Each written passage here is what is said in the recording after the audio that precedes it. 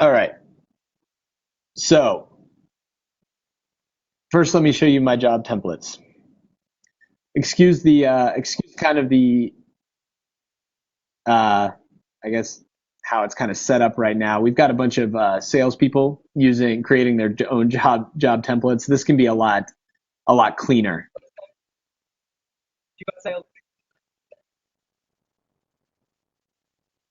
Yeah, well, I mean, obviously we're leveraging projects, which are the aggregation of Ansible playbooks pulled from source control. And then they're able to create job templates from that. So this is my template uh, to deploy an entire LAMP stack and HA proxy to AWS.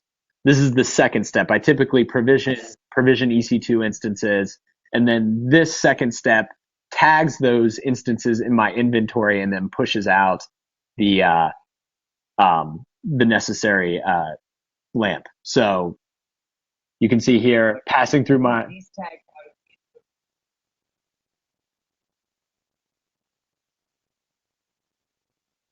exactly. That's this section right here, my extra bars. You can see the repo I'm pulling it from.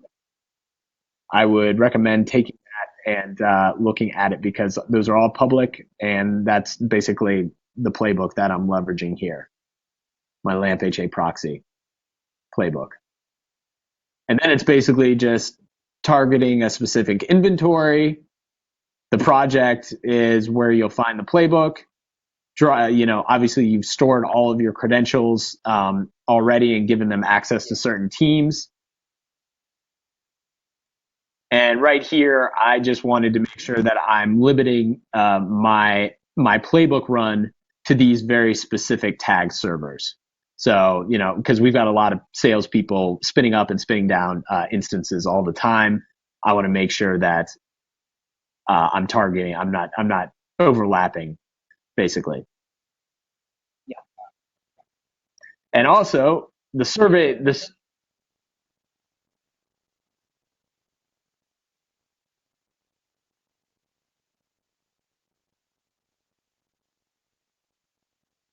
sure, let's look at it right now.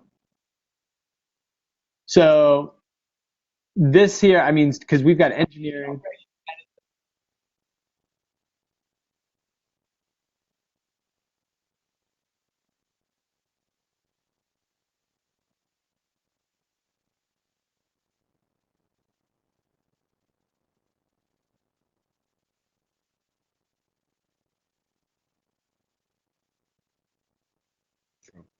I would say that our system tracking features. What you can do is be able to look at one host against itself over time to see what packages, files, basically all Ansible facts are gathered, and they can compare. Yeah, or you can compare one host to another over time. But I would say the verbosity of the playbook or of the system tracking functionality we have in Tower at this point, I would say it's lacking when you're trying to look at full, I guess graphical interpretations of large estates and measure config drift over time. I wouldn't recommend system tracking in Tower for that. What I would say is really good is to be able to audit who did what and when within your particular organization.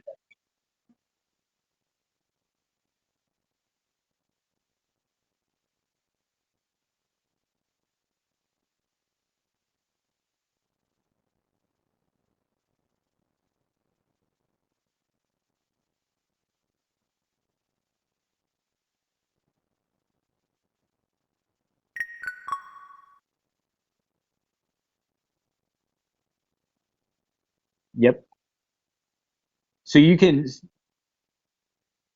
so you can see basically in order what playbook runs were executed. You can also see at a glance what we have scheduled to run. And you can see obviously the schedule right here. So it's really cool. So to keep costs down at the end of the day, since everybody's spinning up instances all day long, we we run a destroy AWS playbook. So it basically wipes all of our instances out.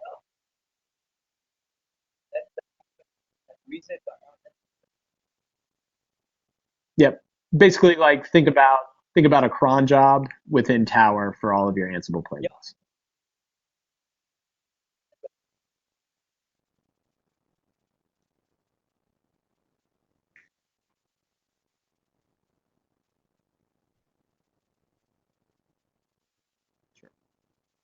So, for instance, right here, I'll run this job just for shits and giggles.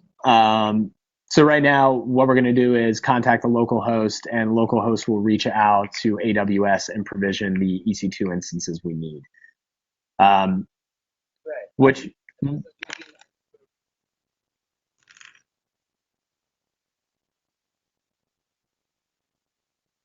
that is absolutely correct. You can see my SSH keys dropped in here. You can see my cloud credentials are stored.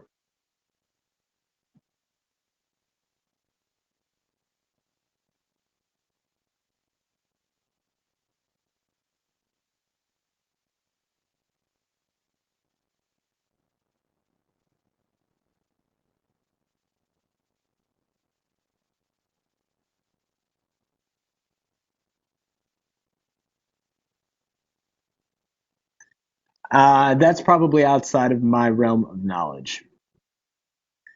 So, but I can see right here. I can see right here that so basically you can see the plays and the tasks run in order quite easily. You can see contacting the local host will allow you to, I think, interface directly with the AWS API.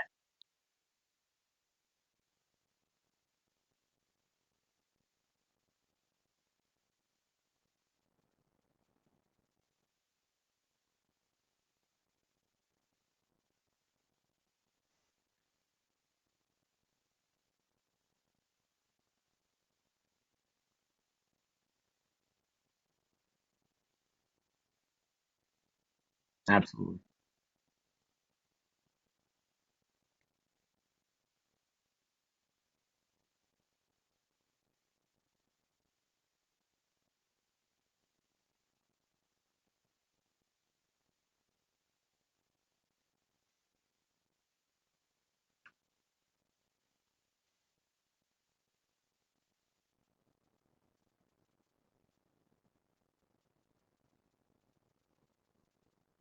Exactly. So this is how we've set up our teams within one organization. Now, what Tower allows you to have is multi-tenancy, so that as a managed hosting provider, you can create different organizations that will have complete separation within Tower. So you can create basically teams under those organizations and define credentials, permissions, and ultimately the ability to pass through uh, individualized Ansible content to their environment. For us, we've got one organization, so for us we have one organization, and we split it up as most people do into dev, QA, production. We've got a government sector right here that's specific to some of our VMware stuff we use for the government. Um, and we've got our sales stuff, which is basically uh, sandbox type environments. So you can spin them up and spin them down.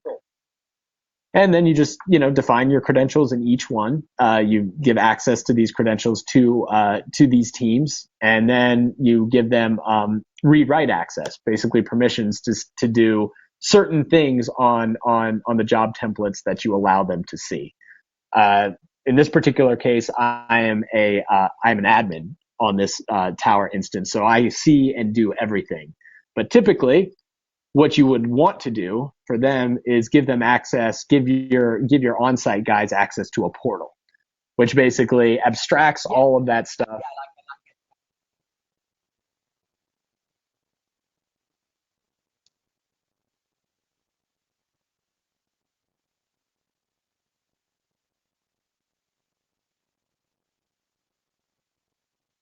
Exactly. The main thing is to Yeah, I mean the main thing is to keep it simple for them. Give them a simple set of playbooks that they can launch with the click of a button, and give them a very short audit log of what's happening. So that's kind of what you get here.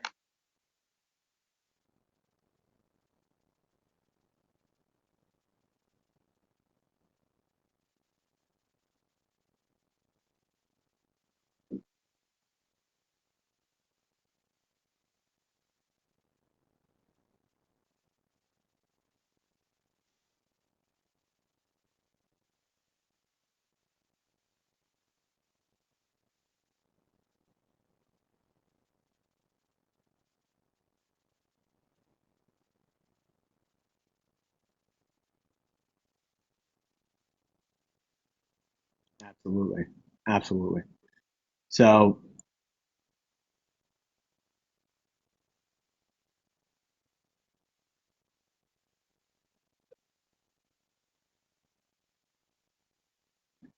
the one thing that's not dynamic, uh, which sometimes you have to update yourself, is inventory. So let me go back to jobs and do a quick little.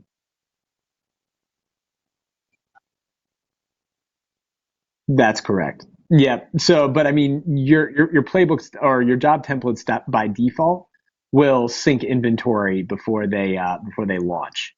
So it doesn't really matter in that case. It's just like if you want to get a real time view of what inventory you're working with, you do have to update. But it's just a simple click of a button. So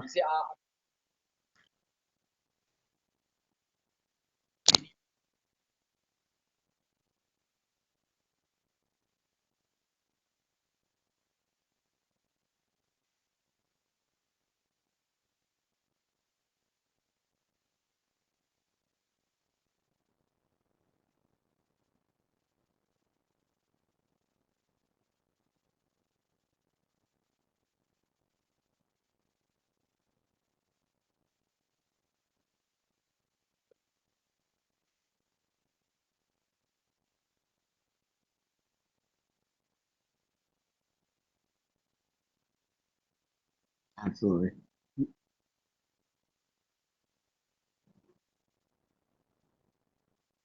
I don't think you'll have any.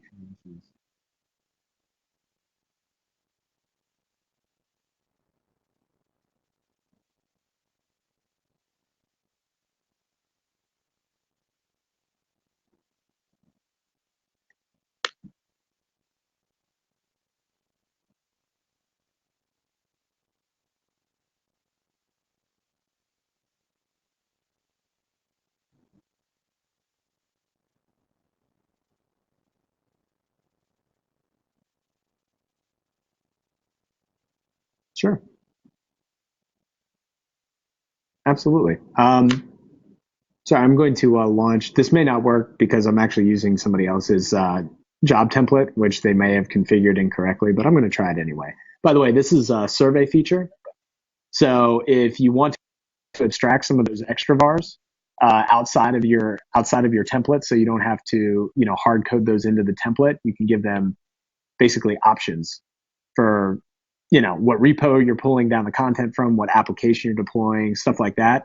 You can basically make a survey monkey type form that is propagated on launch. So pricing is actually totally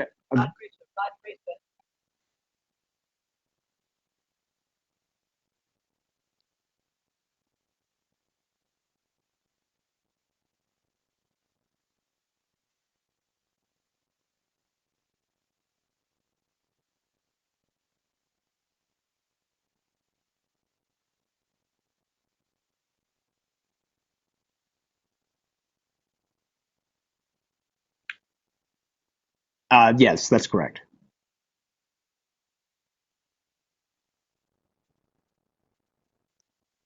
So I'm going to launch my own job template against it. I want to make sure that I'm finding. So I mean, basically, the reason this would fail is because hosts are not tagged correctly or stored in inventory correctly. But we've got so many people using this that typically things get changed, and all of us have admin access because obviously we need to show all the features of Tower. Yeah. Uh, oh, yay, it's working.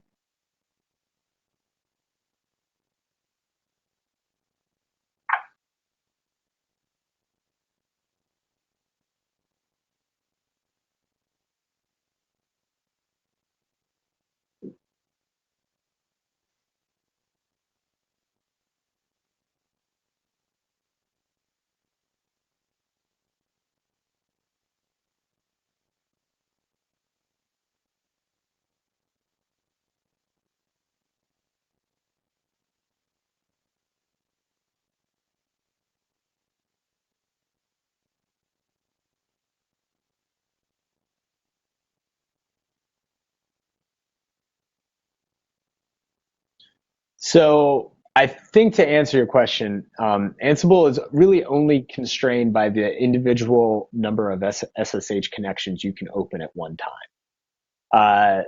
So I think we have not had scaling issues before. We've got companies like Splunk provisioning developer boxes and pushing out code to different environments via Ansible.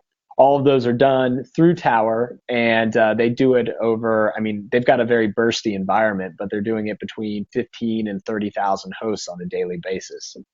So we've definitely not hit the ceiling when it comes to scale. Maybe 100,000 nodes, and that's when you start to see. I mean, that's when you might see some scaling issues, but I have not.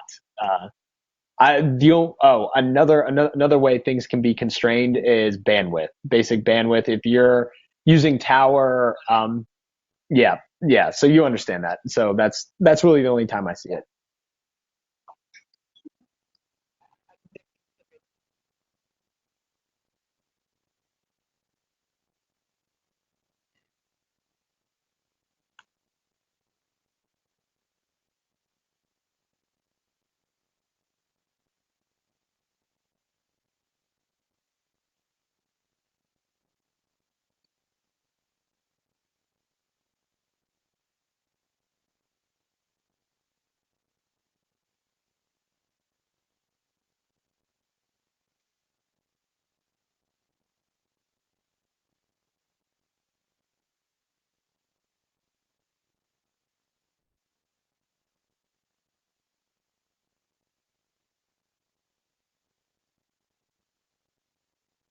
Yeah, we want people to get their lives back in sysops. That's kind of the goal.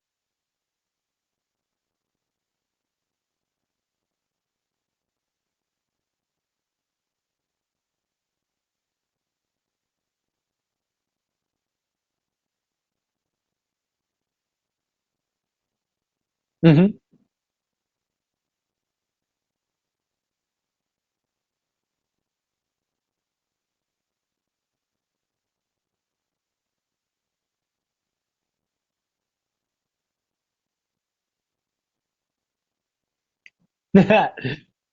She's doing a good job then. She's doing a great job.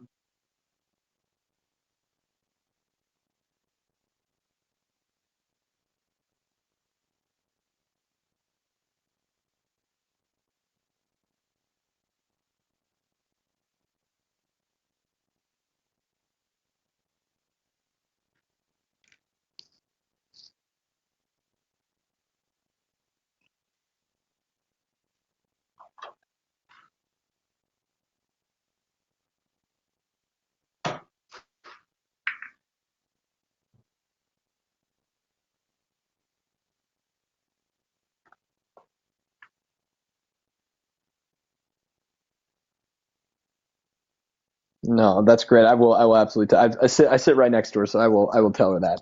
Um, so I'm just showing you a very verbose CLI output. You can obviously go to the standard out, or you can look at things, graphically, right? This thing's going to continue to run.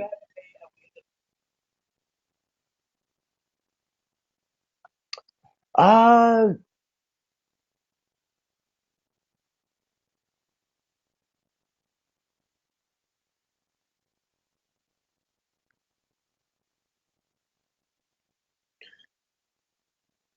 Oh yeah, you can use the Tower CLI tool to be able to do that, I believe. Documentation, just look up Tower CLI and eh,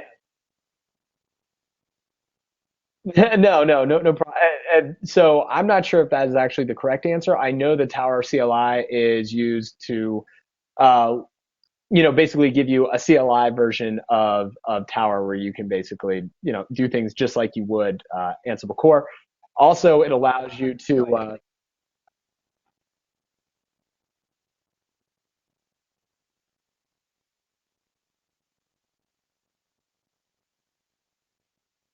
mm, well, you do have the ability to launch Ansible ad hoc.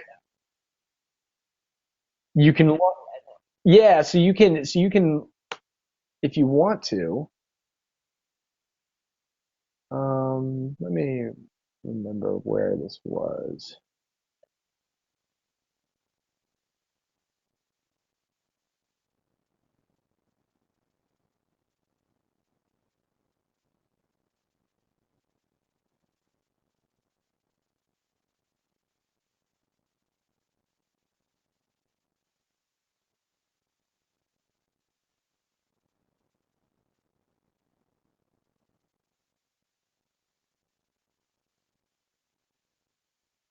I think so.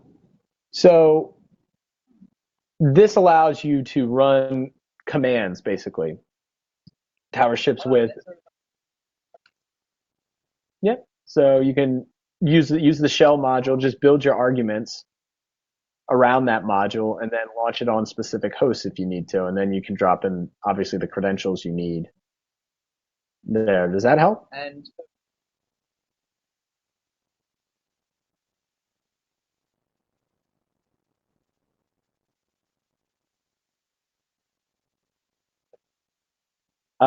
These are the module. Yeah.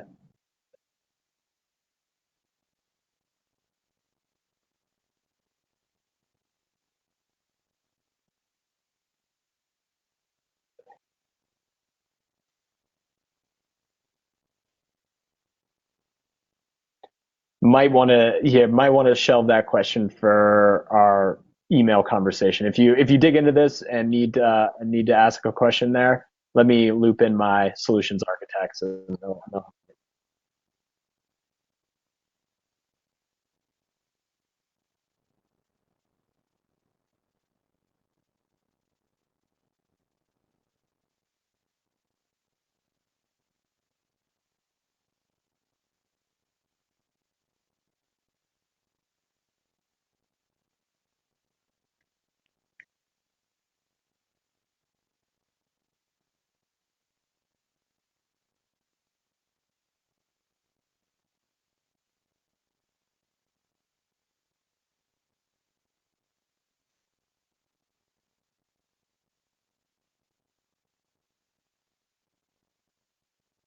sure. Yeah, that's what we intended to do. So we took the beta tag off Windows when we launched Core 2.1, which was just last week.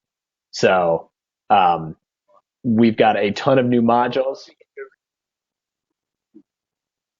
Sorry,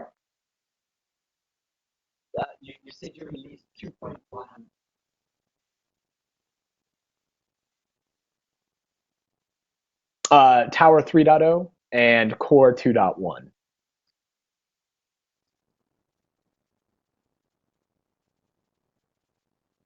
Core, so the CLI tool. Let me show you. Here's a good blog of stuff you should probably read up on when you get a chance. 2.1 is a very key release for us. Um, where's our Blue Jeans session? There we go.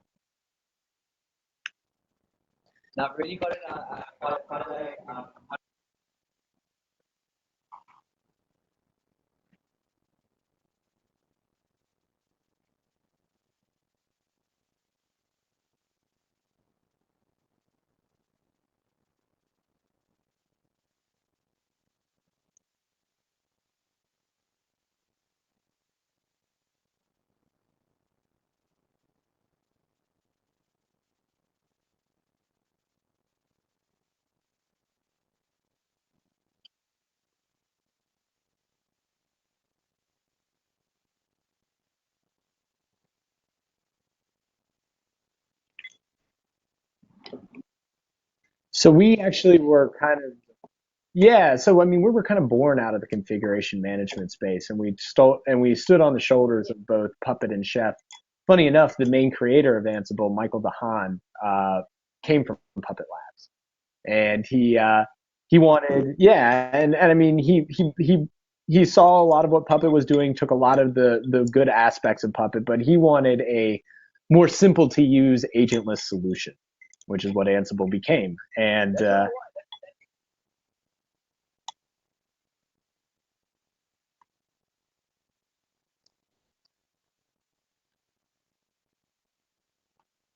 mhm,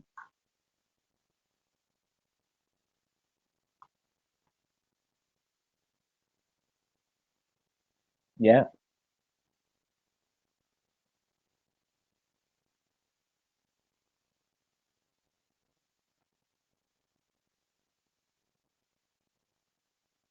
Yeah, it's had an immense amount of popularity. It really does kind of distinguish ourselves in the configuration management space.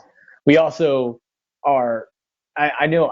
Chef and Puppet have begun to kind of build in higher level orchestration features into their offering, but they're having a hard time doing it because they need to refactor a lot of what they're dealing with. And they're also dealing with a agented platform that is a lot more bulky than what Ansible is. But Ansible ships out of the box with the ability.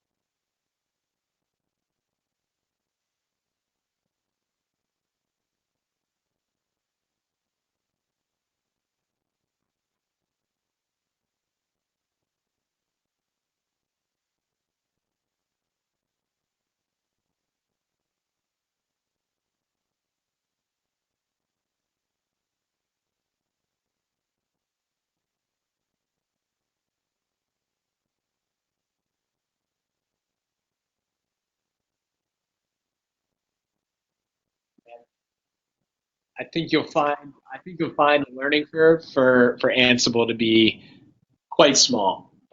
People like YAML. People like human readable code.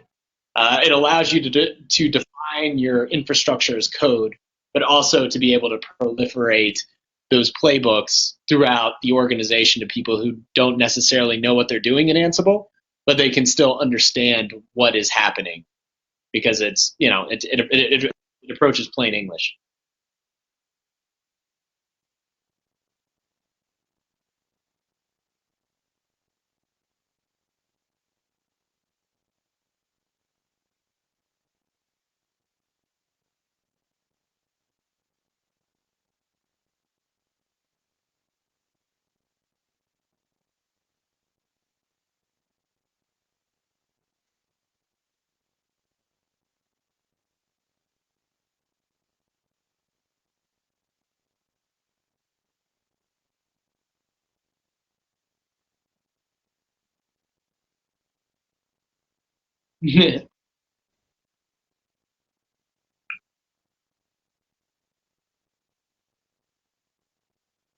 Yep.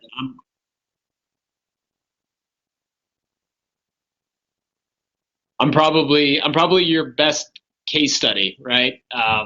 Because if I can if I can provision and deploy a LAMP stack, which I just did, then think about the possibility.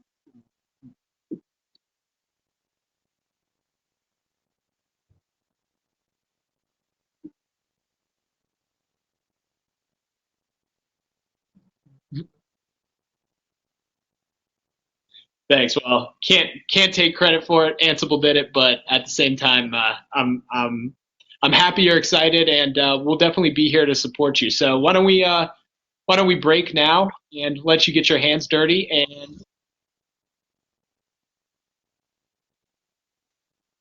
Yeah, yeah. Let's get you satisfied with what you're doing, and then we can talk the numbers.